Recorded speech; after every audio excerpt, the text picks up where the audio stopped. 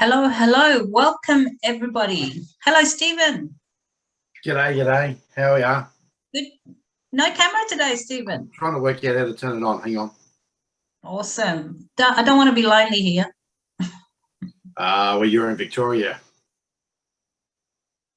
the land of loneliness. I'm not in Victoria. No, you're in WA. I'm in Perth. I'm a I keep getting you mixed up. Who is? Vina? Vina, yeah. Yeah, Vina's in There we Melbourne. go.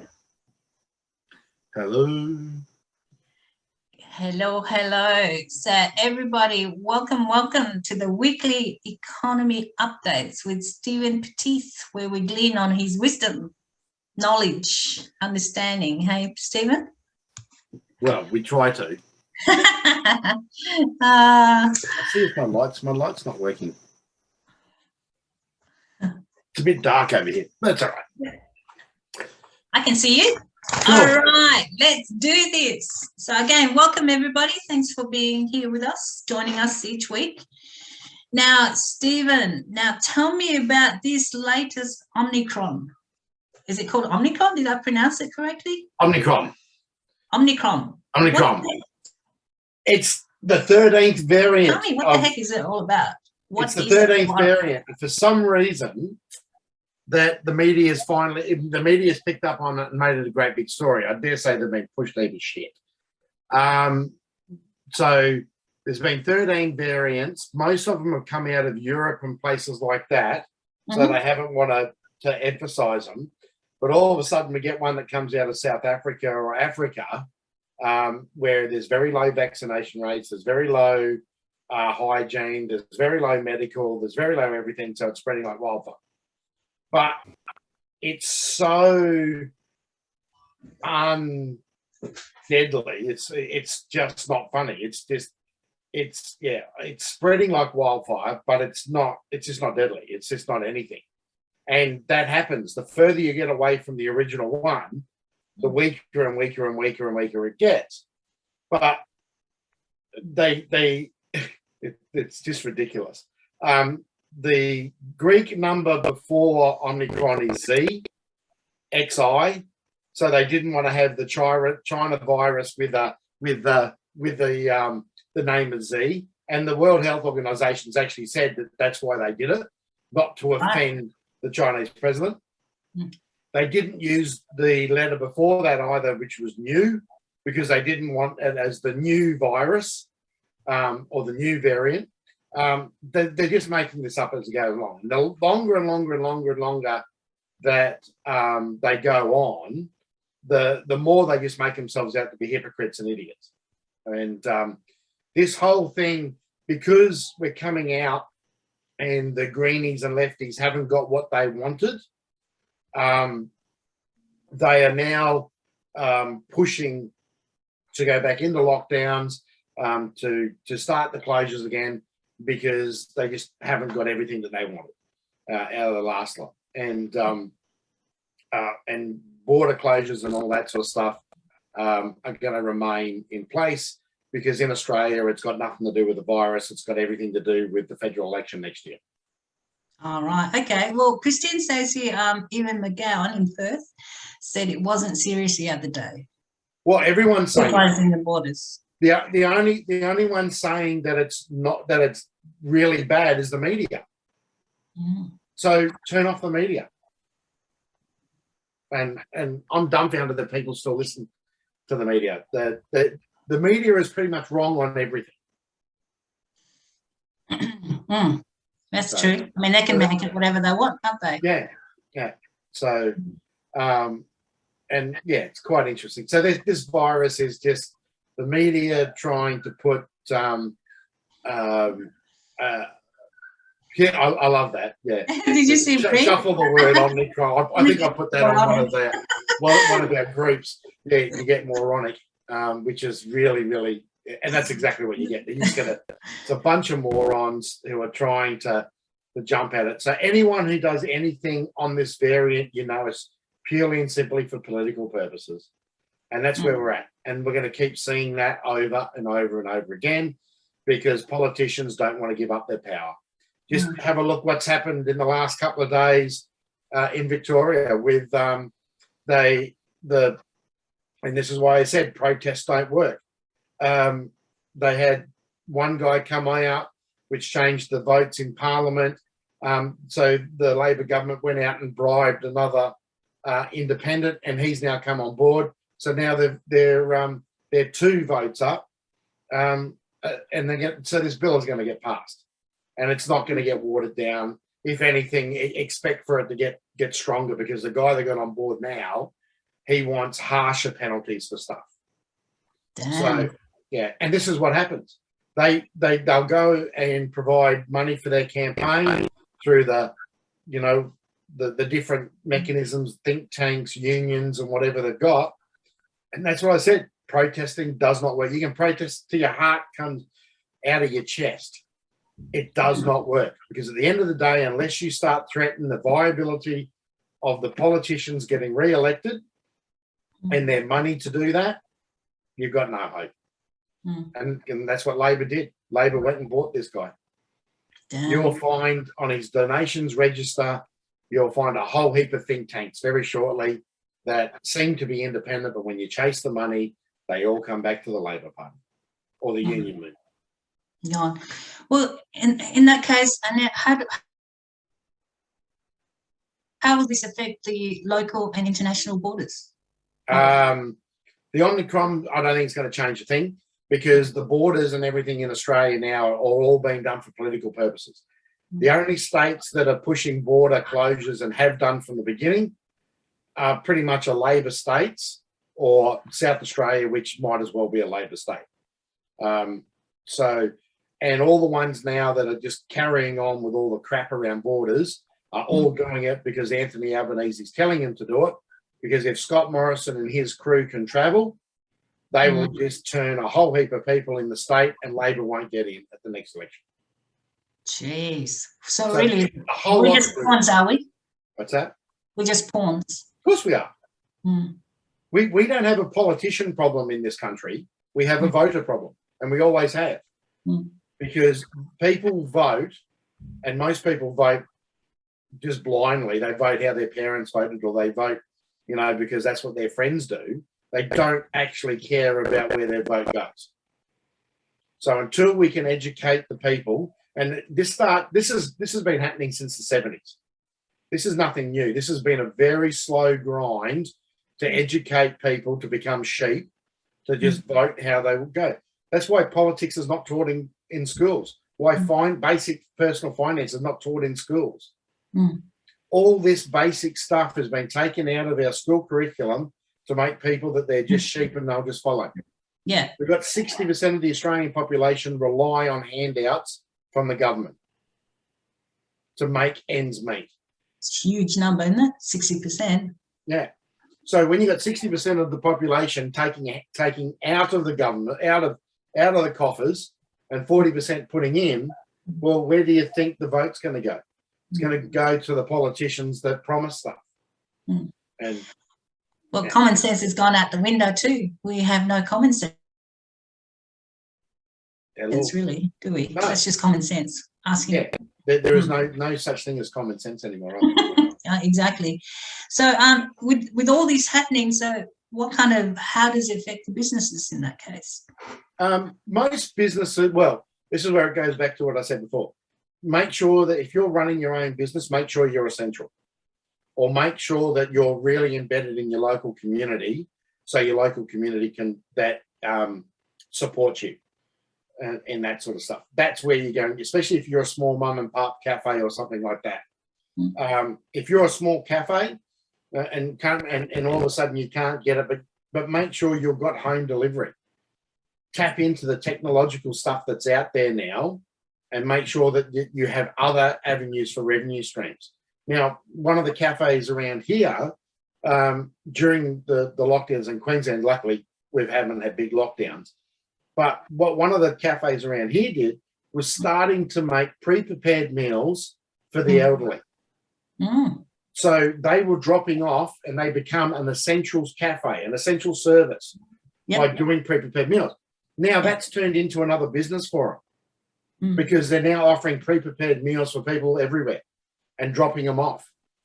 So they've got a diversified revenue stream. These are the things you need to be looking at. What they really want to close is the businesses that the government can't control, as in they can't have large amounts of unions. So cafes, you're not going to unionize a cafe. Florist shops, you're not going to unionize. Newspaper shops, all that sort of stuff, you can't unionize. So they'll make it really tough for those people to support, because they want you to go into welfare. They want you into the universal basic income system. Get out of that. Find new avenues. Really think outside the square on how you're delivering your product or service. Look at how we're delivering this. I used to only do, and Warren knows this more than anyone, face-to-face. You used to have to come to me. Now I appear on TV. But you're on show too, Stephen. Yeah, up until the pandemic, I would never do this. I would set up, 20 people come and see me in Fiji. 50 people come and see me in Thailand, and we'd have a whole week or a whole weekend. That's how I used to run everything that I did. But now I've had to adapt and change and, learn how to use new systems. And this afternoon, I was having a whole meeting with one of my businesses about how we implement 100% online teaching for both our staff and for our customers. So that's we're really pushing that, and we've gone. We started doing it, with Skype and Zoom and all that sort of stuff. Now we're building a big LMS, a learning management system. We're taking an off-the-shelf learning management system and putting all our stuff inside that. And that's so we've got to change the way we're doing it. Cafes, think of how you can do. Get 4 or 5 cafes together. This is one of the I'm going to go off on a little bit of a tangent here. One of the biggest business problems I've always had with cafes is they either do breakfast, lunch, and then shut, or they do lunch and dinner and then shut. Yep. You're paying rent on that space. You're paying for all your kitchen equipment. You're paying for all the food. Why aren't you operating 24 hours a day? In the modern way, we can absolutely do a 24-hour cafe these days. You don't have to necessarily drop, food and all that sort of stuff. Do alcohol deliveries after midnight. Do cigarette deliveries after. Team up with a convenience center and do that sort of stuff. So use your premises wisely. One of the things that I did with a group of guys in the US is they had these really big restaurants that were pretty much only ever used, the whole floor space was only ever used about half the time, any of the time. So what we did is we took a pizzeria, right, and put a dessert shop in it, and then put a florist in one end. That was one of them. So what we did is we took a whole restaurant that he was only using a little bit of the space for, rejigged it, and all of a sudden it was a business that had people coming and going, and he increased his food sales through the roof because people were coming to get stuff from the florist, which was at the back. So they had to walk through everything else. Or they're coming to get ice cream and then go, oh, I'll stop for a coffee or I'll stop for something else to eat. So we've got to get smarter in how we run our businesses. We can't just think, oh, I'm just a cafe owner and I just do little bits and pieces. We've got to get smarter. And this is why working together in the communities. One of the other cafes down here where in the little village here on the Gold Coast where Mum lives, they've linked with producers out west, and you can buy fresh food boxes, you can buy milk, you can buy all sorts of cakes and all that sort of stuff directly from them, and then all of a sudden they go out, and they've got different revenue streams. So every business I'm involved in, I'm looking for 8 revenue streams. All right, and if you can't think of a minimum 5 different revenue streams from the business you're operating in, you're not thinking hard enough. Can you share those 8? Oh, well, it depends on the business. So, for instance, let's just take the cafe, for instance. Well, you got food sales, takeaway sales, delivery sales, where you go out, working with other people. So you've got people coming, what are complementary products you can sell? You know, fresh fruit and vegetables, for instance, you know, that sort of stuff. Have a lawyer come in and like say to the lawyer, you know, come and sit in here and offer people consulting advice from the cafe. Professional services, you can do it with accountants, you can do it with anyone. So people could come in and rent a desk. That's one of the other things we did with one of the restaurants in the US, was in the times between meals, you could rent a desk for 2 hours. So it was just a table. Rent a table for 2 hours and you got 2 free coffees. You know, so utilising what you're doing and getting all those little bits and pieces and stacked together, you can create it. One thing a cafe can do, start doing online courses on how to prepare meals. You've got a chef there. You got people that are preparing food. Film them. Put them on your website. Sell the course for $9.95. Really, really easy stuff. But we just don't think. We get stuck in our own little world of running a business. And once you can pull back a bit, you can make a lot of money, and people should be making a lot of money out of little businesses. So really, the two things that sticks out there for me, Stephen, is the adaptive, you know, being adaptable and also being creative, crisscrossing all your products. I mean, you just have to look at in Asia, for example, they do that. They naturally do that. What can we sell? You know, they cross. The biggest problem that I find with doing business in Australia, Australians don't work together. No. We think everyone's competition. Problem is, if we all work together, the pie gets bigger. It doesn't get smaller. You know, and that's the little things that we're going to start doing. Is working with your neighbour, working with you know, we perceive everyone to be competition. Well, partner with them. They may do something that you don't. And then you can dovetail together. Exactly.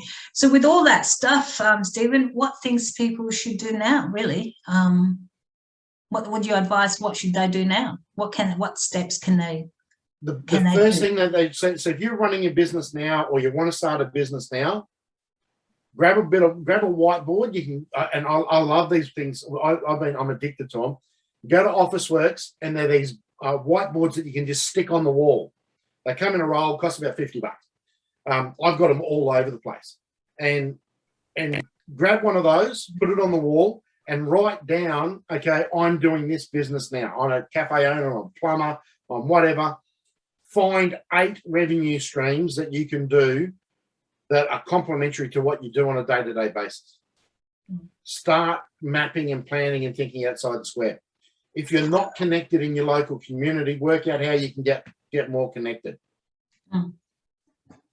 And it's just really simple. I'm a visual. Most people are visual. We learn visually, right? And most people try to do everything inside a computer or write it down. But when you close the book, you don't look at it on a daily basis. True. So even if it's your normal life, right, write it up on the wall.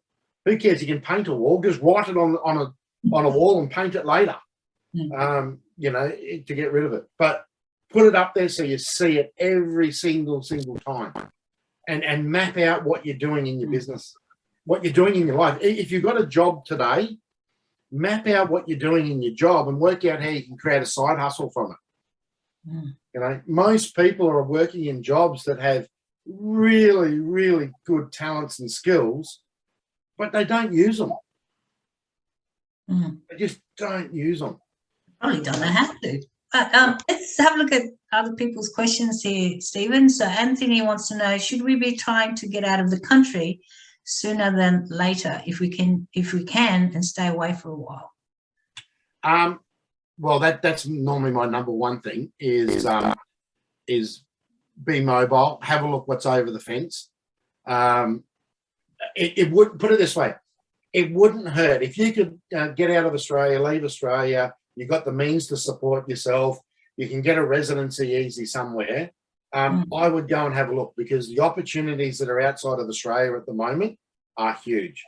So in some of my teachings, I work on Australia's 1.2% of the world's GDP, right? America's 32%.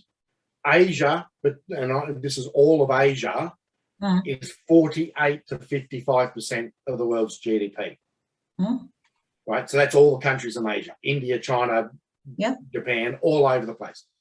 Europe's whatever it is, 20%. So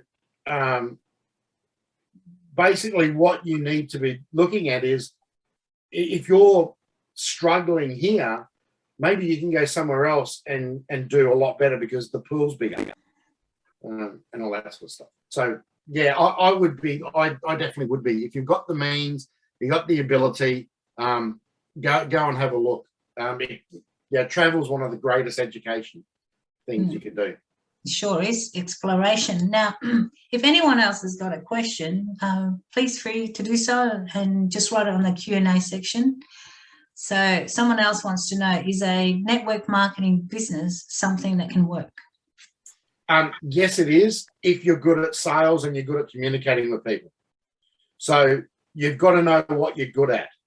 Now, network marketing businesses are all about going out and talking to people and creating a network. That's why the network's in the network marketing. So if you're good at sales, you're good at talking to people, you have a big network, go do it. It definitely is possible, because they do give you a great thing. But once again, I would also be looking at other things you can do and contribute to it. Like, network marketing businesses can be good to add to other businesses as well. I know a guy that he's an Amazon guy, has a cleaning business and uses an Amway guy, and he uses all the Amway cleaning products in his business, but then he sells those products to other people. And I don't know what he is a super diamond, something, all because he just focuses on one small area and sells it to everyone in his group. So yeah, it can be powerful. That's good. Anyone else? Comments here? I always thought we let so much talented people retire. 100%, Bree. It is amazing. So in my aviation business, I'm currently recruiting people 60 and 65 because they've got so much knowledge. It's just incredible. In our oil and gas business, with our top 3 people that we go to are all 60 and above, because the big companies just throw them aside, and I can get their 40 years of knowledge and bring it in, and I get it for nothing. All my mentors are 55, 60 and over, because they just want to share their knowledge. And that's the problem. We're stupid. We kick out so much talent when we shouldn't be. So what you should be doing is pairing a 60-year-old with a 24-year-old, and you wouldn't end up with all this woke bullshit that's happening. True. What else? No one else got any question? Yeah, there's a comment here from Warren. The great thing about government mandates is so many good workers are coming on the market. 100%. One of the guys that I've picked up is an A380 captain who is not going back to work. He doesn't work for Qantas. He works for one of the other big airlines that's brought in vaccine mandates, and he's just not going back to work. He said, "Stuff it." Sure. So, and he'd be normally on 300 grand a year, but he's working for me on a contract basis. So I've just picked up so much knowledge, purely and simply because the governments have made it hard for people. Well, I know that Warren has got these revolving workers around his house through this mandate lockdown. And the other thing you should be doing as a business is take on older people.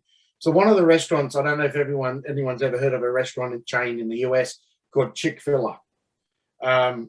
it's an amazing business. No, They I haven't heard that one. It's a conservative Christian-based organisation. They don't work on weekends, but they have greeters and people that just go around their restaurants talking to people, helping with kids. They're all retirees, right? And they do it just for a small amount to supplement their pension and that. And it's such a great atmosphere, really great atmosphere, because you've got these people that are just helping. You know, you've got a family comes in with 3 kids, the mum, 3 kids, dad, and they've got kids and that everywhere. They go and help them. And these are the things that we need to be doing. Yeah. And once again, it all comes back to community. That's a community endeavour. It's good going back to the community because it's more heart sense, isn't it? More family values or all those things, and coming back to connection, intimacy with each other. So if you take the difference between us, the sovereign, the people that want to be sovereign and all that sort of stuff, we normally have a moral code which has been instilled into us. We normally have a faith, something higher and greater than us because we want to create legacy and all that. You have a look at everyone on the other side, the leftists of the world. They've got no heart. They don't follow any higher being, and they don't have a moral code.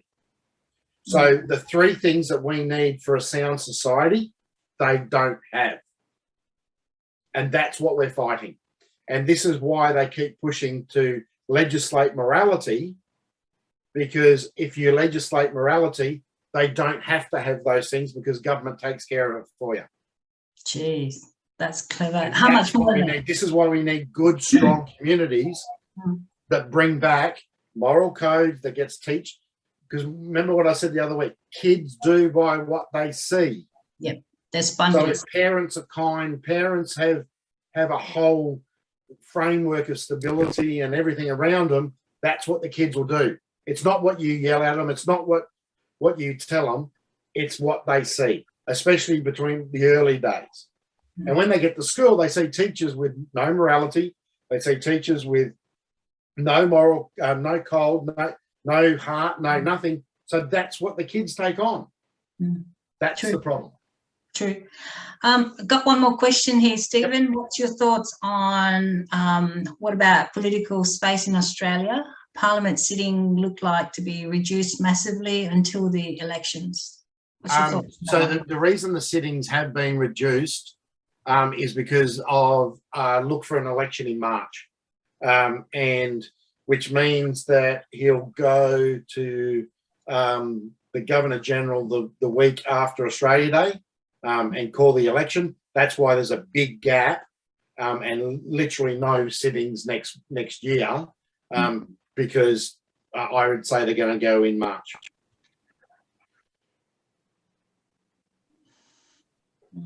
Gosh. So that's why. Yeah. Okay. All right. Well, we're coming up to 1 more minute to go there, Stephen. So I'm just looking any more comments, questions here. Jasmine's put up there, we better get politically set 100%. Learn as much and know as much about the political system as possible. Now let's go. Yeah, 100. I'm actually glad that I went and worked inside the system and actually got to know how it runs, because I can tell you, man, you know, some of the stuff that I've heard politicians say, but not just politicians, the faceless men that work around the politicians, which are the worst people. They have no respect for the voting public at all. None. Zero. Zilch. They think we're all idiots. And that's the... Isn't that the truth? Because we don't know. 100%. Yeah. Yeah. They just... And they just absolutely have no... pretty much... I can always remember one guy basically saying... we should not allow anyone to vote. And that was from a Liberal side. Oh, really? Yeah. Okay, how would you sum this up today, Stephen? So, homework for everyone. I know there's a lot of people that are scared, running scared. Go one, don't turn off the TV and don't be scared. But two, this is a really good time to evaluate what's going on in your life, where you're headed and where. So go and grab a whiteboard or just write on the walls and map out your life. Work out what your big, hairy, scary goal is. Work out how you're going to get there. If you're running a business, find 8 revenue streams. Because I can guarantee you now you've probably only got 1 or 2. So go and find another 6. And if everyone did that and found out how you can work in a community group together, 100%, we'd be 1,000% better off. Everyone would be. There'd be more money coming into our pockets. There'd be more money coming into our communities. And then we'd be able to do a lot more. And I'd like to add one to that, Stephen. Yep, go for it. Come and join us every Tuesday, same time, and listen to. Yeah. And bring a friend. Your words of wisdom. Bring a friend. So we've got a few people here today, which is great. Great to see everyone here. Yeah. So bring a friend. It's only half an hour. Just the update and glean from what's happening, because I know that you're in touch with. You've got your network is massive, networks around the world. So what better way to glean from your expertise? Exactly. So come and pick my brain. Yeah, and please, welcome to ask questions, and because Stephen's very free in giving you the information, so I won't hesitate to ask any questions that you want to know. I work better on questions. Yeah.